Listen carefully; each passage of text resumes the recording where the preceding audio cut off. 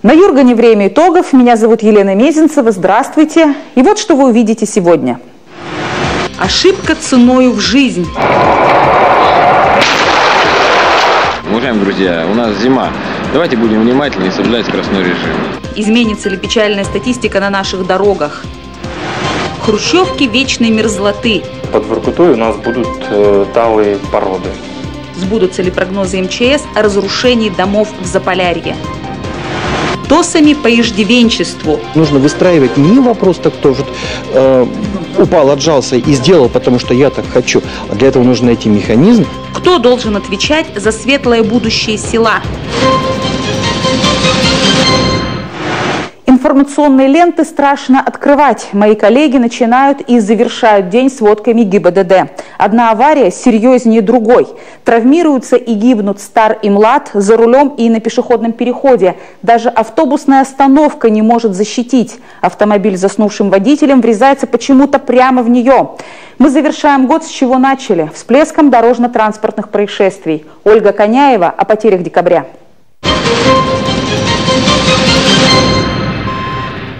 Высокая смертность в ДТП по статистике этого года в Коми сначала была в январе, теперь еще и в ноябре. Этот месяц стал последним в жизни для 20 жителей республики, погибших в дорожных авариях. Среди них 4 детей. Началось все со страшной трагедии под Ухтой. Трагедия случилась в ночь со 2 на 3 ноября. Первокурсник Ухтинского техникума решил прокатить друзей школьников. Впрочем, ни водительского удостоверения, ни собственного авто у 16-летнего студента, естественно, не было. Без ведома взрослых юноша взял ключи и уехал на родительской машине. На трассе Ухта-Троицко-Печорск юноша не справился с управлением. Машина вылетела в кювет и перевернулась. Водитель и 2 пассажира погибли сразу. Им не было и 16. Еще одна девочка, 8-классница, так и не придя в сознание, через несколько дней умерла в реанимации Ухтинской больницы. 15 ноября на трассе Чебоксары-Сыктывкар в районе села Иб разбился 30-летний водитель. При обгоне фуры его машина 9-й модели столкнулась на встречке с иномаркой Volkswagen Polo. Погибший был инструктором автошколы ДСА Прилузского района. Мы видим, что на месте дорожного происшествия дорожное покрытие соответствует требованиям, предъявляемым. Видимость дороги также в обе стороны просматривается. Однако непонятно, по каким причинам следователю предстоит определить, почему водитель допустил выезд на полосу встречного движения, не убедившись в безопасности своего маневра. Справиться в экстренной ситуации не смог даже опытный инструктор. Что уж говорить о новичках. Только за последнюю неделю, по данным ГИБДД, по вине начинающих водителей случилось 15 аварий. Всех потрясла запись с видеорегистратора девушки, погибшей в ДТП. Ей было 25, недавно вышла замуж, ждала ребенка. Только в этом году получила права.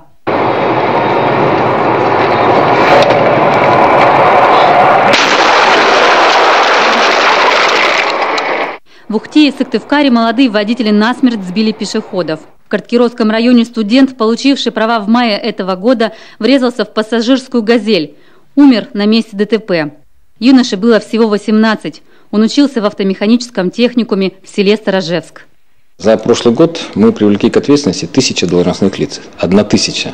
Это вот мастер, руководитель дорожной организации, даже есть руководитель дорожного агентства, вот Слабиков, которого постоянно все ругают. В том числе мы его привлекаем к административной ответственности.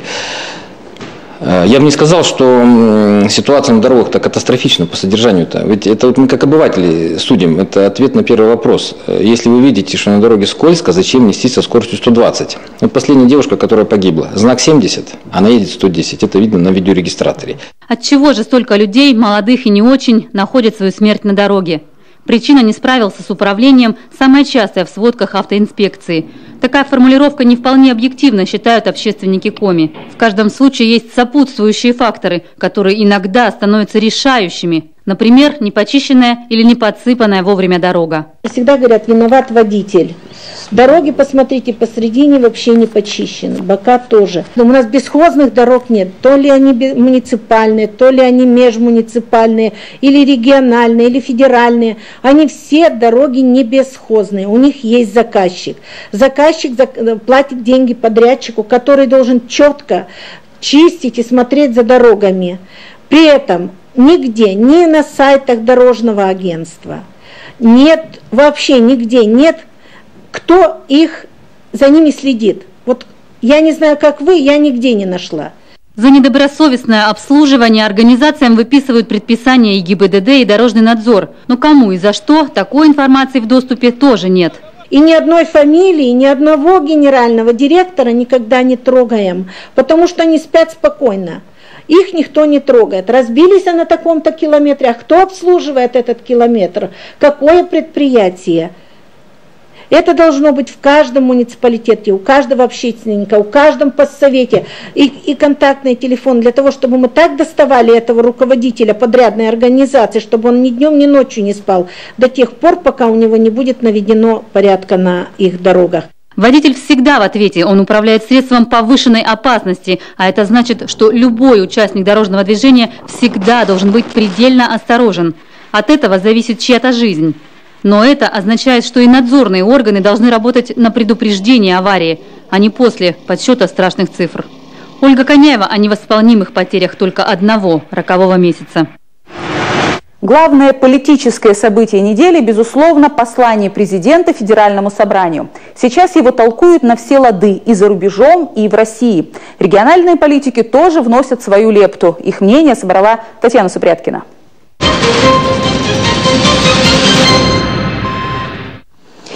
В условиях политической и экономической нестабильности, которая складывается сегодня вокруг России, послание президента многие оценивали как некий громкий ответ всему миру. Вся страна без преувеличения замерла на час. А что же такого скажет Путин? И Путин не разочаровал. Президент сказал то, чего хотели, и то, чего не ожидали услышать россияне.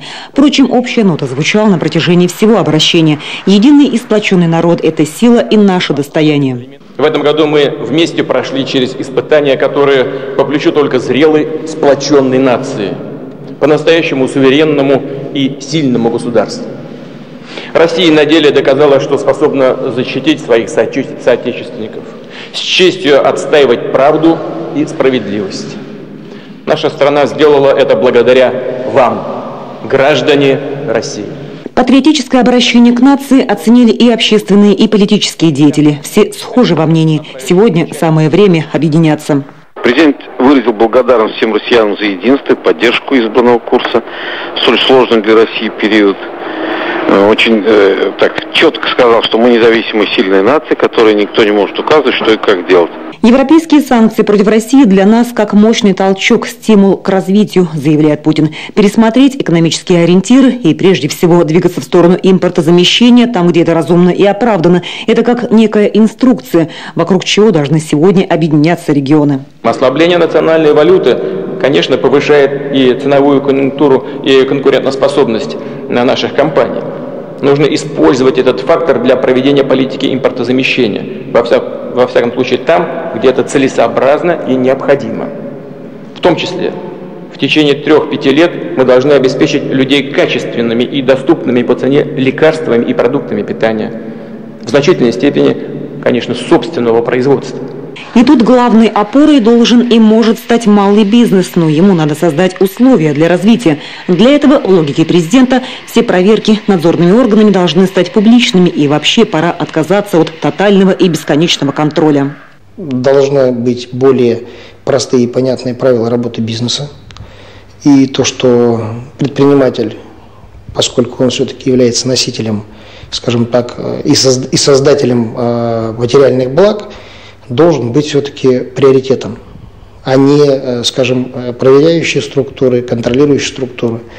Мне кажется, что был проведен достаточно разумный баланс между, скажем, нужным и достаточным с точки зрения контроля за бизнесом.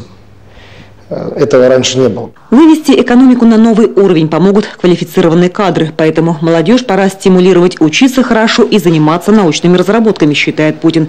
Особо одаренных студентов вуза будут премировать грантами по 20 тысяч ежемесячно. Во-первых, студент должен взять на себя обязательство работать определенное время в России, по аналогии с программами целевой подготовки.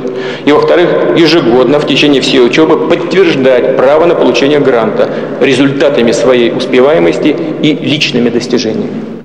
О том, что пора бы вернуться к системе госраспределения, в Коми давно уже говорят. Более того, муниципалов обязали отвечать за выпускников головой, чтобы кадровый голод перебороть.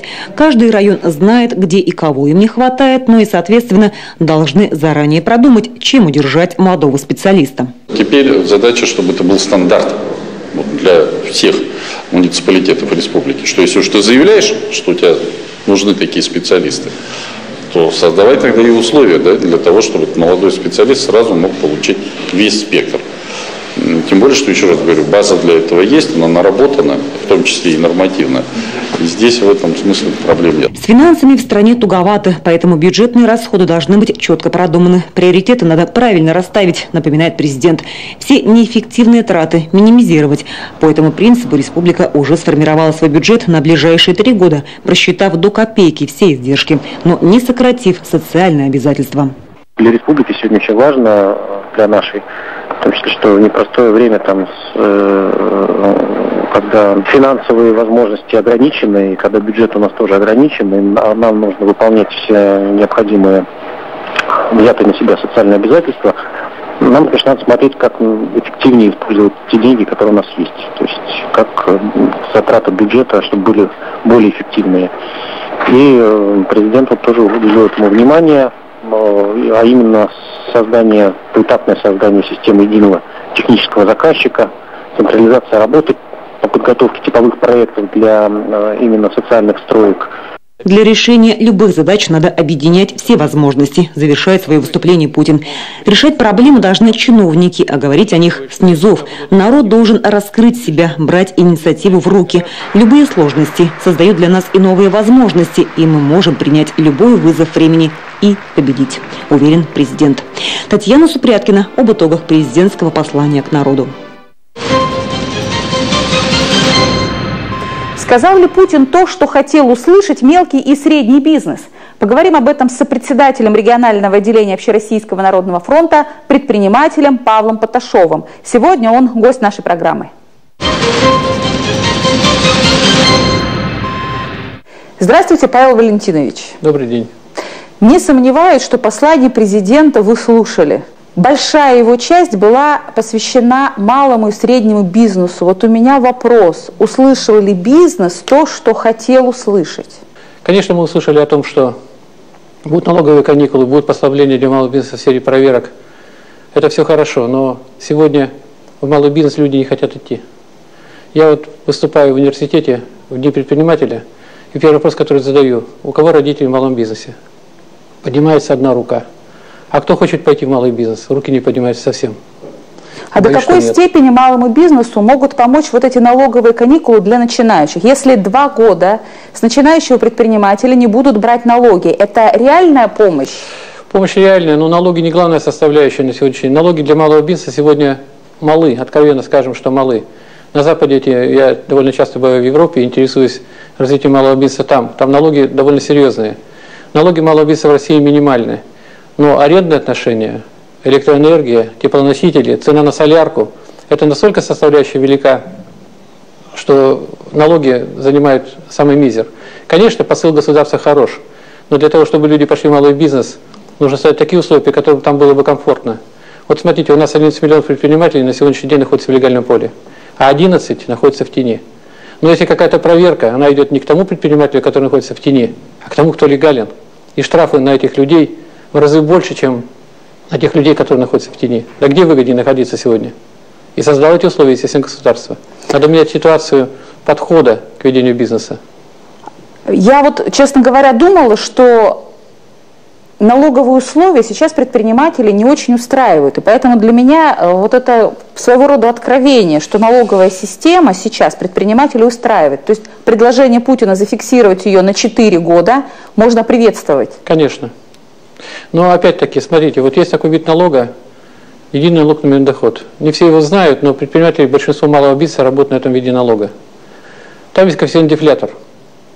Он нужно зафиксирован, и каждый год на определенную долю повышаются налоги, как повышается электроэнергия. Вот сейчас придет Новый год, и мы получим новые расценки на новые налоги. Это повышение налогов или это стагнация налога? Конечно, будет повышаться. И даже если на 4 года это зафиксируют, все равно каждый год коэффициент дефлятор будет работать. Вот, кстати, в послании президента прозвучала мысль о нулевом чтении законопроектов. Я знаю, что вы сами, лично вы, очень активно продвигали эту идею. Вот приятно было услышать, что она все-таки дошла до адресата, и он прислушался. Вы знаете, я Путину, как вы знаете, задал несколько раз вопросы. И вот на последнем форуме действий одно из предложений, которое я внес, тоже нашло отражение в ежегодном послании. Но что касается нулевых чтений, меня удивляет то, что это было сказано в 2011 году, а сейчас мы об этом заговорили. А что касается вот последнего послания, могу сказать, что я автор идеи о создании проектов детских садов.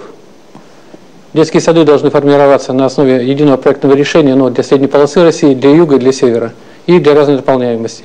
Возможно, даже модульного типа, когда можно с увеличением детей пристраивать какие-то дополнительные площади детскому саду для того, чтобы он был расширялся, а не строить новый детский сад. Ну да, собирать их из разных кубиков. Модулей, да. Но вот нашло отражение только тезисно, что необходимо сделать одинаковые проекты для детских садов в разных территориях. Но это мне приятно, что, так сказать, мое предложение вошло вот в таком формате в ежегодное послание президента.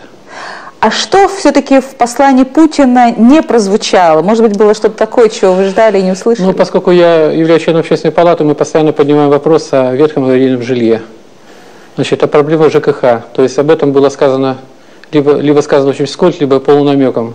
У нас есть огромная проблема в Российской Федерации, не только у нас в республике, с детьми-сиротами. Этот посыл, так сказать, хотелось бы было услышать. Что касается по бизнесу, очень трудно доступны сегодня банковские кредиты для малого бизнеса. Высокие ставки процента – раз. Большой пакет документов – два. Естественно, сегодня банк – это магазин по продаже денег, он бесплатно денег не дает. А залоговой массы у предпринимателей на сегодняшний день мало. Поэтому процентная ставка высока, деньги берутся, а это перекладывается на себестоимость продукции и, как следствие, на ценниках наших уважаемых горожан, селян и так далее. Все-таки с каким настроением вы выключили телевизор, когда послание президента закончилось? Я была на патриотическом подъеме. А вы? У нас всегда, когда выступает первое лицо государства, мы понимаем, что его высказывания будут облечены в виде постановления правительства. Когда он говорит, что мы договорились с правительством, я прошу правительства, это понятно, что это распоряжение, а не просьба. Когда он делает посыл в регионы, то губернаторы, вернувшись с ежегодного послания, сейчас соберут правительство, государственные советы, думы местные, тоже раздадут свои поручения. Но я считаю, что многие сферы деятельности россиян не были затронуты в послании. И чиновники ведь как? Президент сказал, мы будем делать, а он об этом не говорил. Сейчас вот есть опасения, что он об этом не говорил. Ведь Путин даже об этом не сказал. Он же не сказал о детях-сиротах. Чего вы прицепились с детьми-сиротами? Ну, я просто добавлю от себя, что сейчас пресса готовится к большой пресс-конференции Путина. И поэтому будет возможность, я думаю, вот те вопросы, на которые сейчас Путин не ответил, во время своего послания задать. Поэтому подождем еще вот этого большого события. Ну, еще будет один момент, еще будет форум большой по здравоохранению. По образованию в Пензе прошел, сейчас будет форум по здравоохранению. Там тоже будут подниматься довольно серьезные вопросы. Я полагаю, что в эту повестку дня мы от нашего Общероссийского народного фронта, нашего регионального отделения пошлем и делегацию, и, естественно, пошлем вопросы, на которые мы будем ждать ответы. Спасибо вам. Спасибо вам. Для полноты картины еще несколько событий уходящей недели. Топ-7 времени итогов. Федеральный министр спорта Виталий Мутко и глава республики Вячеслав Гайзер заключили трехлетнее соглашение о строительстве новых и модернизации действующих баз для подготовки сборных команд региона и занятий физкультурой, в том числе людей с ограниченными возможностями. В Сыктывкаре стартовал проект «Код здоровья». Каждый желающий может избавиться от вредных привычек и просто поправить свое здоровье. Участники проекта будут общаться с диетологами, наркологами и другими специалистами. Решившие бросить курить уже нашлись. Сыктывкарский автопавильон переехал из Кюруля на улицу Морозова. Для многих пассажиров междугородних рейсов это стало полной неожиданностью. Общественники Удары собирают подписи под обращением в Генеральную прокуратуру с просьбой провести проверку железнодорожников, которые в октябре отменили ежедневный поезд Сыктывкар-Кослан. Сейчас он ходит только 4 раза в неделю. 3 декабря 4452 одиннадцатиклассника республики писали выпускное сочинение. От результата, который станет известен на следующей неделе, зависит допуск к ЕГЭ. Новогодние елки из Коми едут в Краснодарский край. Елочные базары там откроются в середине декабря. На юге северное дерево будет стоить 450 рублей. 3 декабря Россия впервые отметила День неизвестного солдата. 59 тысяч призванных военкоматом Коми до сих пор считаются людьми с неустановленной фронтовой судьбой. В семье Егоровых радость. Муж стал чувствовать руки и ноги. Тайские врачи уже расценивают этот случай как уникальный и делают благоприятные прогнозы. Возможно, через полгода Юрий сможет ходить. Дело за малым – доставить сыктывкарца домой из Таиланда, где он и получил травму позвоночника. Слушаем Любовь Лапину. Прошлый понедельник, 24 ноября, Елена вспоминает со слезами на глазах. Весь день тогда прошел на подъеме. Столько было веселья и впечатлений. Побывали на 2 островах, на острове Обезьян, общались с животными. Пенная дискотека. Вообще все было супер. Он поймал самую большую рыбу. Там тайцы просто удивлялись. Какая-то редкая рыба в пятнышку. Что вообще просто удачный день был. И так плохо закончился для нас. Эти фотографии в социальную сеть она выложила как раз перед несчастным случаем, вечером в номере перед ужином. По тайскому времени все произошло в 20:00. В это время Елена и их друзья, на отдых Егоровы поехали большой и дружной компанией, уже были в холле и как раз ждали Юрия. Он задержался в комнате и спешил к приятелям и супруге, но вдруг подскользнулся на лестнице и упал. Минут 5 его не было, пошли искать и видим картину, что он лежит на полу, недвижим, но в сознании. Скорая помощь прибыла на место примерно через 20 минут. Тайские врачи оказали первую помощь и сделали снимок. Травма оказалась крайне тяжелой. Перелом шейного отдела позвоночника с повреждением спинного мозга.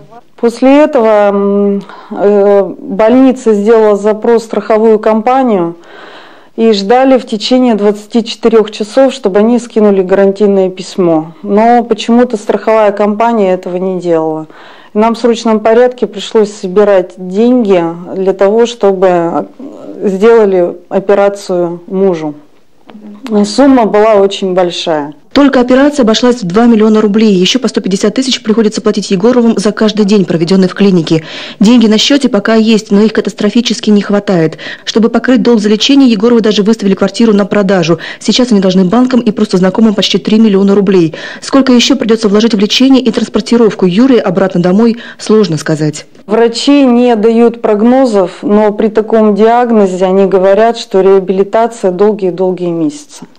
То есть сейчас он снят с аппарата ИВЛ, он дышит сам, но у него нет чувствительности в ногах, руках, он парализован.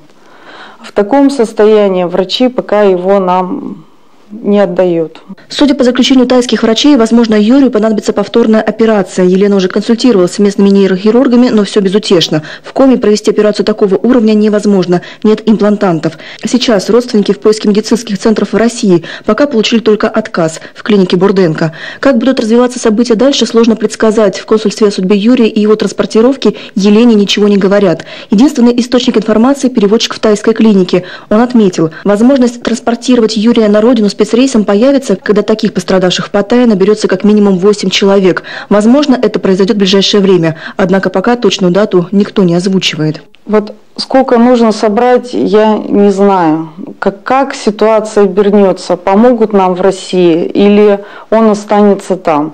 Если он останется там, то 100 тысяч бат – это где-то 150 тысяч в сутки. Сроки какие тоже, но врач, как говорит, до месяца. Потом, может, будет возможность его хоть как-то перевести в Россию. В начале этой недели знакомые кинули клич в социальных сетях и развесили объявления по всему городу с просьбой о помощи. За пару дней откликнулось почти 400 человек, собрано 175 тысяч рублей. К сожалению, нет обратной связи. Я приходила в МТС, чтобы настроить какую-то рассылку со словами благодарности на СМС-ку помощи. Но мне ничем не помогли. Через наш канал Елена выражает благодарность всем тем, кто не остался в стороне и помогает в этот трудный период их семье. Перечислить деньги можно на ее номер телефона или расчетный счет. Их можно найти в социальной сети. Любовь Лапина, Вячеслав Беспалов о предварительных итогах неутешительности тайского отдыха. После рекламы поговорим о новом векторе для Коми Войтер и глобальном потеплении. Не переключайтесь. Сразу несколько конференций Коми народа прошли на этой неделе. Формат привычный. Представители коренного населения регулярно вот так вот собираются уже 20 лет. Непривычно новые интонации, с которыми власть поднимается на трибуну. Титульной нации больше не говорят «чего изволите». Ей предлагают самой включаться в решение насущных проблем села. Анастасия Тюрнина-Коми и все проблемы Коми Войтер ей близки и понятны. Ежегодные конференции Коми народа – настоящий праздник для их участников. Как правило, в домах культуры в этот день собирается не только коми-интеллигенция, но и люди неравнодушные. Те, кому интересны острые дискуссии. И неважно, каких тем они касаются. Основным же участникам таких собраний не до праздных разговоров. Им судьбу здешних коми надо вершить. К слову, в таком формате коми в городах и районах республики собирается вот уже второй десяток лет. И начинают традиционно с того, что удалось сделать за год. В селе Куратово Сыктывдинского района, скажем, силами общественников и администрации в этом году удалось благоустроить село, капитально отремонтировать школу. В Кайгородке начали строительство полигона для бытовых отходов. Возвели 22 дома по программе переселения из ветхого и аварийного жилья. По инициативе Коми Войтер Карткироса в районной газете стали печатать больше материалов на коми языке. Праздник Олимпиада в Большой Луге стал традиционным и республиканским. Общественники Эжвинского района Сыктывкара наладили контакт с Монди. Те в полной мере стали выполнять соглашение о социальном партнерстве. Удалось решить и некоторые проблемы Эжвинской больницы. В этом году в больнице новый главврач. Она занимается привлечением кадров. Сегодня люди хорошо отзываются о поликлинике. Только хорошие отзывы и слышны. Что любопытно, если прежде проблемы, называемые на конференциях, решались как-то нехотя, то сейчас плюсиков напротив соответствующих вопросов стало гораздо больше. Тем не менее, и в 2014-м коми опять говорят о трудностях села, а еще о нехватке специалистов, причем во всех отраслях. Тех же врачей на село даже жильем сейчас не заманишь. У нас есть трехкомнатная квартира в двухквартирном доме. Ну, правда, с печным отоплением, без удобств, но в наше время можно сейчас и в сельских условиях переоборудовать квартиру и такое же сделать благоустроенную. Из года в год сельчане сетуют на качество ремонта дорог. Вспомнили о вечном и в этом году в некоторых муниципалитетах. Заводжена нам надежда, мы кучемка проблема с кодес лептасны. В этом году отремонтировали 10 километров. Мы порадовались. А остальную дорогу лесовозы разбили окончательно. И эту разобьют, пока остальное отремонтируют. Проблем действительно еще хватает, но что заметно, участники конференции стали осознавать, одной говорильней ничего не исправишь. Сегодня главное самим браться за их решение. Тем более, что есть вопросы, которые сельчане могут решить и своими силами. Как раз об этом говорил глава коми в Усть-Вымском районе. Мы вот так жить будем до тех пор, пока мы будем стыдиться, как у него в речи прозвучало, своей собственной родной земли. Мне не стыдно за мою республику и за республику, в которой мы все вместе с вами живем, не трудимся. И за все то, что мы вместе с вами за последние годы сделали. Если мы хотим сделать больше, сделать качественнее, значит в этом должен каждый участвовать. Эмоциональность выступления первого лица республики вполне объяснима. Понимают ее и сами участники национальных форумов. Многие проблемы села сегодня могли бы решить ТОСы. Они организованы почти в каждом муниципалитете. В Усть-Куломском районе, к примеру, именно общественники отремонтировали дорогу, построили детскую площадку.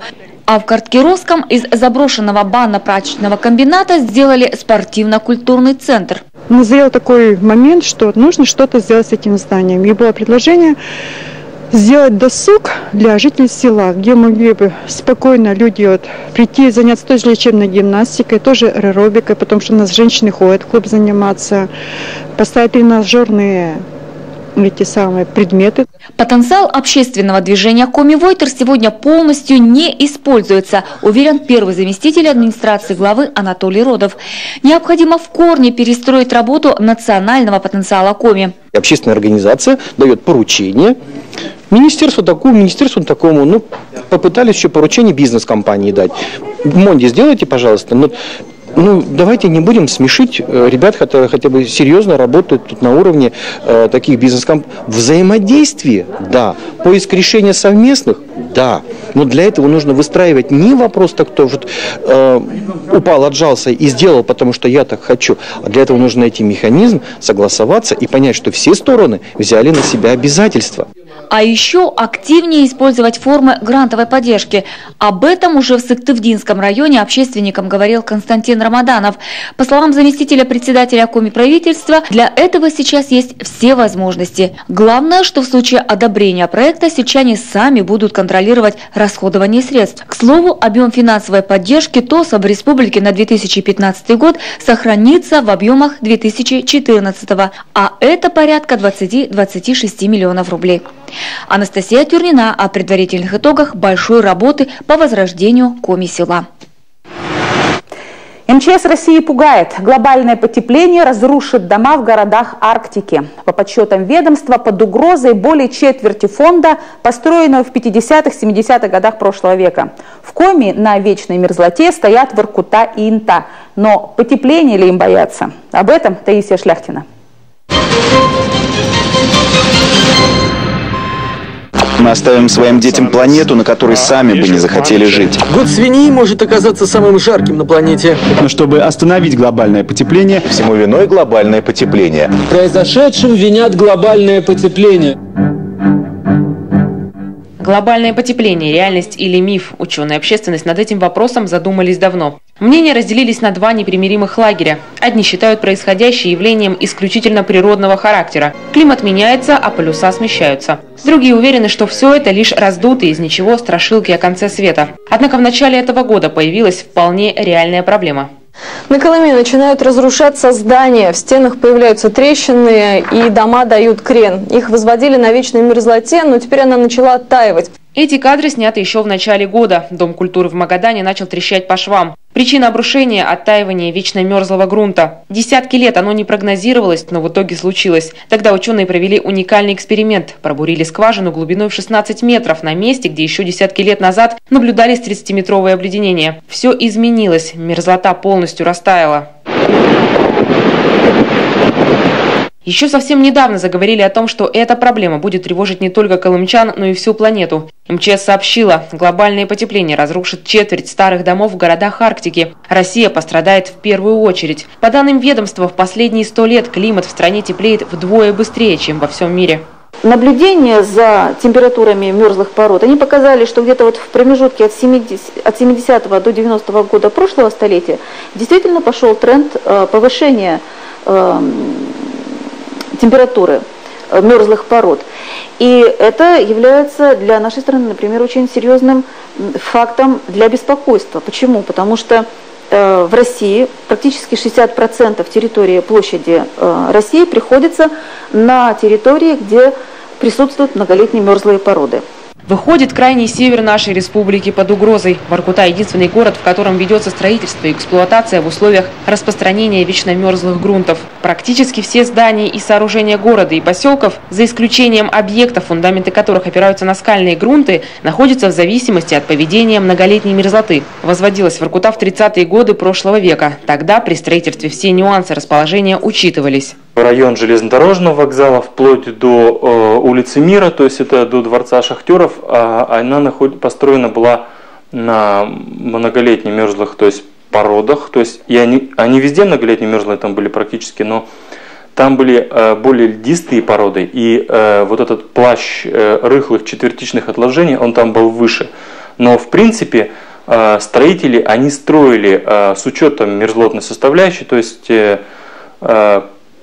пытались как бы забуривать сваи глубоко, то есть, по сути дела, прошивали вот этот четвертичный плащ и забуривались в коренные породы. Только в ту пору проектированием зданий на мерзлоте и поддерживанием фундаментов в необходимом состоянии занимались специальные службы. Сейчас их нет. Хрущевки, рассчитанные на 25 лет, стоят уже больше полувека. Количество жалоб уже зашкаливает. Это, естественно, жалобы на межпанельные швы, да, кровлю. Ну, естественно, люди, которые здесь проживают в Воркуте, видят, что все равно дома ходят. Да? Если у нас весной дверь свободно открывается, то осенью она уже захлопывается с трудом. Это значит, что, конечно, фундаменты играют. Здесь надо обращать внимание. В крайне неудовлетворительном состоянии находятся и инженерные коммуникации. Трубам по 50, 60 и 70 лет они нуждаются в полной замене. Внезапная аварийная ситуация может привести к весьма тяжелым последствиям, вплоть до замораживания целых микрорайонов. Руководство северной столицы сообщение МЧС об угрозе глобального потепления не испугало, но стало лишним поводом обратить внимание на большие проблемы. Говорить о том, что мы сейчас, наш город в опасности из-за того, что потепление, конечно, я думаю, что неправильно. Хотя действительно нам надо сделать какие-то выводы, и все-таки вот сейчас мы сделали с управляющей компанией, внесли в будущий год в управление домов, чтобы они, естественно, отслеживали фундаменты, вот эти фреонные установки, которые сегодня стоят по охлаждению фундаментов, и, естественно, наши дома не рушились. Доктор геолого-минералогических наук Наум Григорьевич Аберман, известный в России и далеко за ее пределами экогеолог. Он утверждает, поводы для опасений есть. В Воркуте сейчас самая низкая температура слоев мерзлоты составляет примерно 1 градус ниже нуля. Тогда как в 70-м году этот показатель был -3. Республике угрожают экологическими катастрофами и таянием мерзлоты в Ненецком округе. Почему угрожает? Я уже не говорю о том, что там ряд компаний Коми работает в Ненецком округе. Но дело все в том, вот представьте себе, значит, из-за таяния мерзлоты, значит, порвался трубопровод. Куда эта нефть течет? В речку. А речки куда текут? На юг, в реку Печору. Экс-градоначальник и нынешний президент Союза городов Заполярья и Крайнего Севера Игорь Шпектор уверен, в ближайшие несколько сотен лет ничего не произойдет. Но это не значит, что в Воркуте не угрожает опасность. Есть все аварийные дома, которые постепенно, так сказать, нужно менять, убирать. Сегодня есть программа по обземлению жилья. Она существует, но ее недостаточно. Поэтому потепления не будет, уничтожения и аварийная ситуация в России будет расти с каждым годом, если не будет вкладываться средства.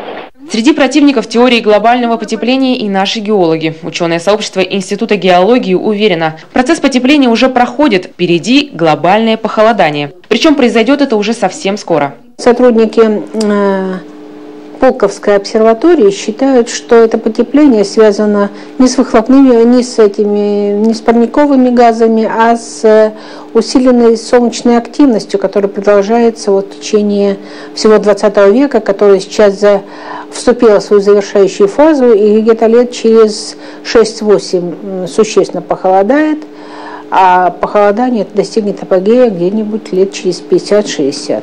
Лето в этом году выдалось холодным, зима началась с аномальных морозов. Так что теорию глобального похолодания исключать не нужно, впрочем, как и глобальное потепление. Ясно одно, пока ученые не пришли к единому мнению, ко всем природным изменениям и катаклизмам нужно быть готовыми. Таисия Шляхтина, Ирина Шумихина, Вячеслав Беспалов, Кирилл Нифонтов о совсем не вечной мерзлоте. Я прощаюсь с вами ровно на неделю. Всего доброго и до встречи.